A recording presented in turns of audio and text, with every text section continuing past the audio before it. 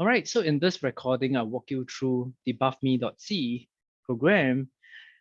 Okay, so actually for a start, let's take a look at buffme.c program. All right, so this C program is pretty straightforward. There are three functions. The first function is main. All right, so main function, and we have two additional functions, hidden code and test functions. All right, so in C program, in case you're not aware of, when you run the C program, the first function that gets executed will always be the main function. All right, so over here, let's take a look at the code path. All right, so when you run buffme.c program, it runs the main program. The main program will then call the test program, and the test program will run, executes all the different operations over here, and then it will actually return back to the main program at this location, and then it will actually return an exit from the main program, and the program exits entirely. All right, so this is the normal execution code path. All right, so under normal execution code path, the hidden code function will never be triggered. All right, so keep this in mind. Okay, so we'll actually quickly walk you through this. All right, so I've actually drawn this in class earlier today. All right, so I've just drawn it in onto a piece of paper, and hopefully I will recap what we have went through during this week's lesson. All right, so basically we saw that in buffme.c, there's a main program. Main program will call test program, right? Calls test program, and when test program completes, it will return back to main program at this location.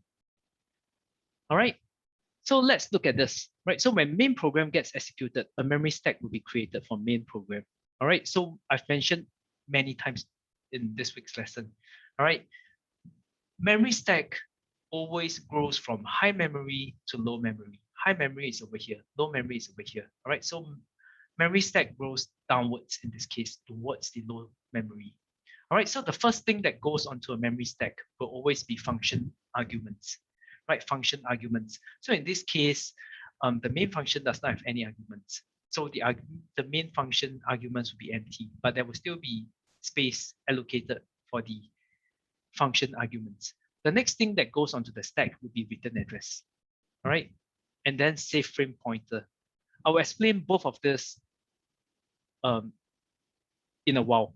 All right, so return address will always be at the location EBP plus 4. Save frame pointer would be at the location EBP. All right, so what comes after the save frame pointer would be stack contents, right? Your stack contents that consists of things like variables, buffers, and paddings. All right, so if you have like variables defined within the main function, these variables will get stored. The variables values will get stored over here. All right. Okay, so when main function calls test function will have a memory stack created for it. All right. So in fact, test memory stack will be continuous block from right after the main memory stack. So it should actually grow downwards over here in continuous blocks or continuous bytes. All right. But for easy illustration, I actually draw both the memory stack side by side. All right. So it's easier to understand.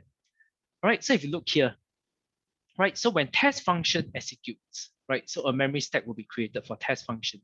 The first thing that goes onto the stack will be arguments, function arguments. All right, so if there are arguments being passed into the test function, it will actually get stored here. The next thing will be return address. So return address, I mentioned earlier, is at location EBP plus 4. All right, so return address, what is return address? Return address will store the memory address for the instruction to run when the test function completes. All right, so when test function completes its task, it will need to go back to main function. So where does it go back to? Does it go back to this location? Right, if it goes back to this location, it will actually run test again, right? Run test again, comes back to this location, it becomes an infinite loop. All right, so the right location to come back to is right after the test function call, which is somewhere over here. All right, so the return address should actually point to the main function at the location, at the instruction location right after the test function is called. All right, so that when test function is done with its task, it actually return back to this specific instructions, assembly instructions right after the test function. Save frame pointer. Save frame pointer basically save the EBP value, sorry, the EBP memory address for main function. All right, so over here, right, the EBP for main function is actually this value. All right, so when it calls the test function, this memory address will get returned into the save frame pointer within the EBP of test memory stack. Why? So when test function is done with its task, it will need to clear its own memory stack and return back to the original main memory stack. So to return back to the original main memory stack, it needs to know where the original main memory stack base pointer, EBP, is located in. All right, so this value has to get stored in the test memory stack EBP. All right, so what comes next is basically your stack contents. All right, so if you look here in the C program, we have a buff variable, buff, right, that is declared as 4 bytes. All right, so 4 bytes over here. All right, so right now we are pretty much done looking at this diagram. So let's put this piece of buffme.c program into a debugger and try to analyze that and correlate what we have seen with this diagram. All right, so if we put this into GDB, all right, so usually you want to analyze the function, the different functions. All right, so we run disassemble main. All right, so if you recall,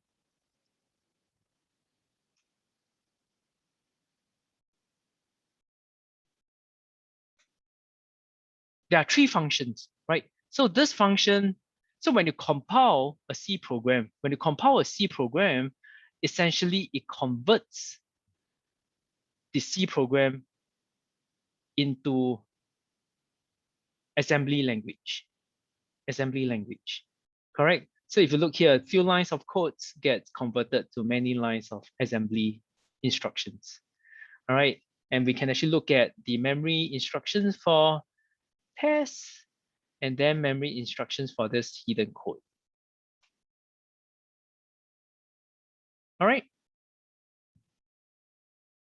Okay, so let's look at test function. All right. So basically for this test function, right, the C function that is vulnerable to buffer overflow is essentially gets, right? GETS, gets. So this gets function is vulnerable to buffer overflow. So a quick walkthrough of what this test function does. So when test function starts running, a variable buff of 4 bytes is declared. All right, then there's a printf to ask you to enter something lay, correct? It prompts you to enter some values, some user input, right? And then this gets function basically takes your user input and store it into the buff variable that you have declared. All right, so the problem is that the gets function, all right, so say for example, when it prompts you to key in user input, you might put in 10 characters. All right, gets does not do any, or rather does not perform any boundary checks. So if you key in 10 bytes as user input, gets will try to squeeze all 10 bytes into buff variable, right? So it cannot fit into the 4 bytes that is being declared. So the adjacent memory will be overwritten, right? So this is what we call buffer overflow, right? Okay, so essentially this is what the test function does. All right, so now let us try to analyze the memory stack. All right, we want to analyze the memory stack after we input our user input. All right, so maybe let's set our breakpoint right after the gets function. All right, gets function will take our user input and put it into the buff variable. All right, so this would be a good place for us to put in our breakpoint. Right, so how do you put in a breakpoint? Breakpoint asterisk the memory address. Right, so this memory address is right after the get s. All right, So we are going to run our program. So we get prompt to enter something lay. All right, so I'm going to enter ABC. No, A. All right, so this is now pausing at our first breakpoint. All right, so right now I'm interested. All right, so I want to print out everything on the stack, all the way from ESP to EBP plus 4, right? So I want to print out this entire region of things. So how am I going to do it? Right, pretty straightforward. My favorite way of doing this is to find the memory address of where ESP starts at. All right, so ESP memory address is BFFF300. Right, then we will want to find out the address for EBP plus 4. EBP plus 4 is at BFFF3-1C. All right, so if you put it into the diagram, ESP is over here at this address, BFFF300. EBP plus 4 is at BFFF3-1C. All right, so this is the two addresses, right? EBP plus 4, ESP. So actually, you need to be aware that in memory stack, the memory bytes are actually continuous. All right, so if we were to take the memory address of EBP plus 4, subtract by ESP, we will be able to get the number of bytes that is between ESP and EBP plus 4. All right, so if we bring up a calculator, a hex calculator, so you need to switch it to programmer mode, click on hex, and you just take the last 4 characters maybe. All right, F3 1C, all right, minus F300. So that will give me 1C. All right, 1C doesn't make sense, correct? So we need to look at decimal. So this would be 28 bytes. All right, so between EBP plus 4 to ESP would be 28 bytes distance away. All right, 28 bytes. From here to the last byte of the safe frame pointer, that would be 28 bytes. All right, so this 28 bytes does not include the 4 bytes return address. Return address is 4 bytes. All right, so if we want to print out the entire memory stack, starting from ESP all the way to return address, we need to print out 28 bytes plus the 4 bytes of return address. All right, so we'll take 28 bytes plus 4, 32 bytes. So how do we print out 32 bytes from ESP? Easy stuff. All right. So we will do it by typing x/8xw.esp. All right, so one hex word, XW actually represent hex word. All right, so one hex word in a 32-bit operating system is 4 bytes. All right, 4 bytes. So if I print out 8 words, basically I'm printing out 32 bytes from ESP location. All right, so this essentially print out my entire memory stack, all the way from ESP, start of ESP, till the end of the return address. All right, so if you look at the stack, you can see that this is my return address. All right, this is my EBP plus 4, right? EBP plus 4. And we can see that our A, right? So if you remember, just now when I run the program, I'm prompted to provide my user input. So I actually entered AA, 4 A's, right? So A is never stored in the memory stack as A, all right? So it will be stored on memory stack as hexadecimal, right? So A, when converted to hex, uppercase A when converted to hex, is actually hex 41. All right, so over here we see 4 41s, right? 41, 41, 41, 41. So essentially this means my 4 A's are located here. Right, so my 4A is actually located here. My first A is here, second A is here, third A is here, fourth A is here. Right? So if I want to overwrite the return address, how many bytes would I need to fit it? Sorry, how many bytes do I need to provide as user input to the program to be able to overwrite the return address? Right? It's easy stuff, right? A, 4 bytes. So to overwrite safe frame pointer. Safe frame pointer is always 4 bytes, right? So 4 plus 4, 8 bytes. To overwrite the return address, we need another 4 bytes.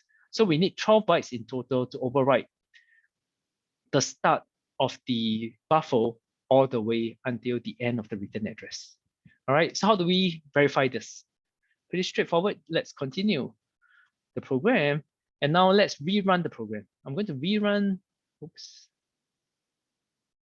Right, let's rerun the program.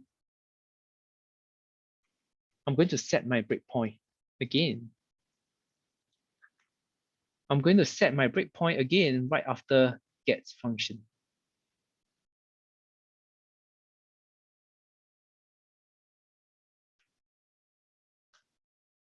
Then I'm going to run the program with 12 bytes. All right, 4 bytes of A, 4 bytes of B, 4 bytes of C. Oops, sorry. I should actually provided my user input over here. Right, so right now if we look at our stack, right? So my A's are written over here, right? A's are written over here. And my B's are overwritten at the EBP location. And my C's, B's in hex is 42. Uppercase C in hex is actually 43. So my C are actually overwritten into the EBP +4 location, which is the return address. Fun things, right? Okay, so we have managed to calculate the number of bytes needed to overwrite from the start of the buff variable all the way until the end of the return address. So it's 12 bytes basically. So right now, we are able to control the return address. As you know, return address is that when the function exits, when test function exits, it will exit to the return address location, right? So if we are able to control what we want to be inputted or entered into this location, we might be able to do funny things, right? So what funny things, right? So if you look at this C program, the normal code path will actually come from main to test, and after test is done, it will go back to main and the program ends, exits, right? So hidden code function is never triggered. So right now we need to find a way to get the hidden code triggered without modifying the code. So how can we do it? All right, so let's take a look here. Right, so we first look at hidden code. We take note of the first instruction of hidden code function, right? So this is the first, I'll just paste it here. All right, so this is the hidden code function, the location of the hidden code function.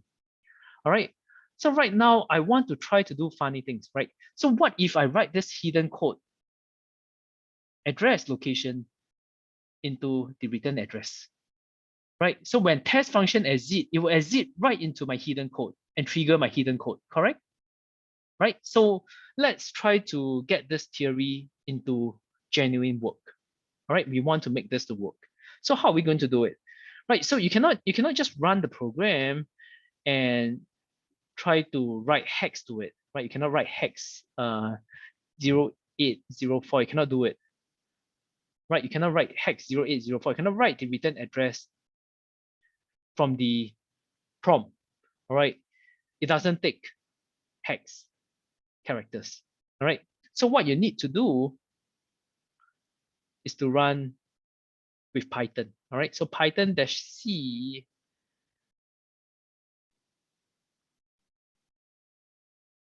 so we want to put in our return address, all right? Slash hex 08 slash hex x 04 x 83 slash x f4. All right, but we need this thing, colon colon minus one, square bracket colon colon minus one, because memory address are in little endian, all right, because of the endianness. If we don't specify this, it will get written onto the memory stack on the incorrect format. All right, so you will always need to write it with square bracket colon colon dash one. All right, so this is the first instruction. All right, so this is the first instruction of the hidden code function. So we will try to write this onto the memory stack. Multiply by 3 So earlier when we analyzed the stack, right? When we analyzed the memory stack in GDB, it takes us 12 bytes to fully overwrite the return address, correct? So we have 4 bytes here, multiply by 3, and that will be 12 bytes, correct? So if we were to run it, theoretically, we should be able to trigger hidden code, right? Oh, sorry, Python-C. I have a typo here. Python-C print, right? No, right? So when we run it, it doesn't trigger our hidden code, because when hidden code is triggered, there will be a print function to print out this line of this sentence. You have found the secret code, right? So apparently 12 bytes is not able to trigger the hidden code. Let us try 16 bytes. All right, so with 16 bytes, we are able to trigger the hidden code. Okay, so why is this the case? All right, so based on our stack analysis earlier, we saw that we need 12 bytes to fully overwrite the return address. All right, so theoretically, 12 bytes should be sufficient for us to trigger the hidden code. But unfortunately, it appears to be a problem, a behavior of gets a behavior with the gets C function. All right, so with get C function, you will need to overwrite not only the return address, you will also need to overwrite the 4 bytes after the return address. All right, so we have overwritten the return address, right? We have overwrite the return address, but we'll need to overwrite 4 more bytes above. We'll need to overwrite 4 more bytes above to be able to trigger our hidden code. All right, so this behavior is specific to gets, right? So if you use, if you look at exploit me 001 recording later on, you don't need this additional 4 bytes, because in exploit me 001 function, we are not trying to exploit gets C function. We are trying to exploit the string copy function.